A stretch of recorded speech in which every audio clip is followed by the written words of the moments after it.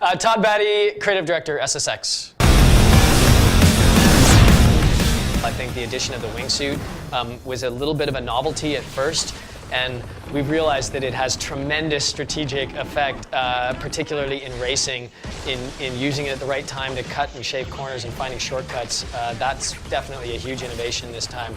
I think the size and scope of our world and the number of tracks, it's an order of magnitude bigger. I think our game is bigger than all of the other SSX games combined in terms of levels and tracks that you can ride.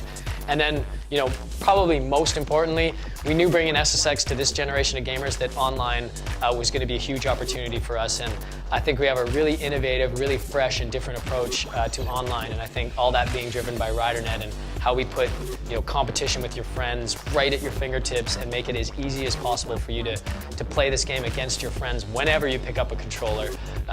Those are definitely the highlights for me.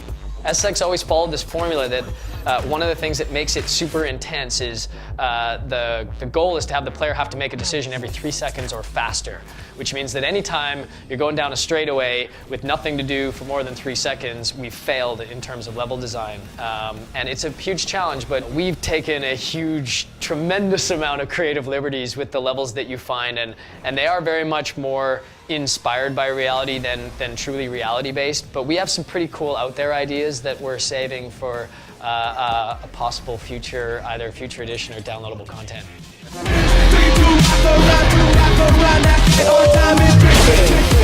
We've got inspiration from all over the place. Games I've cited, definitely anything and everything Criterion has ever made. I'm a huge fan of their games. I think they're really talented guys, and we've taken a huge amount of stuff from Need for Speed and Burnout. Plants vs. Zombies, one of my all-time favorite casual games. I play the hell out of that. A lot of our inventory system and how it grows as you go. You start off with only a couple of slots, and by the time you're at the end, there's a whole bunch of different slots to do all kinds of different things.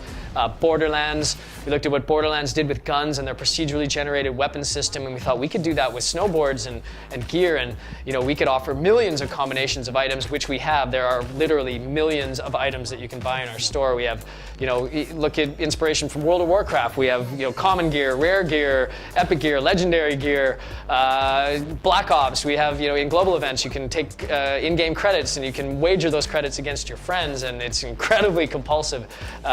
We play games on our team, and we play lots of games, and we look at lots of games, and we take inspiration from anywhere and everywhere we can find it.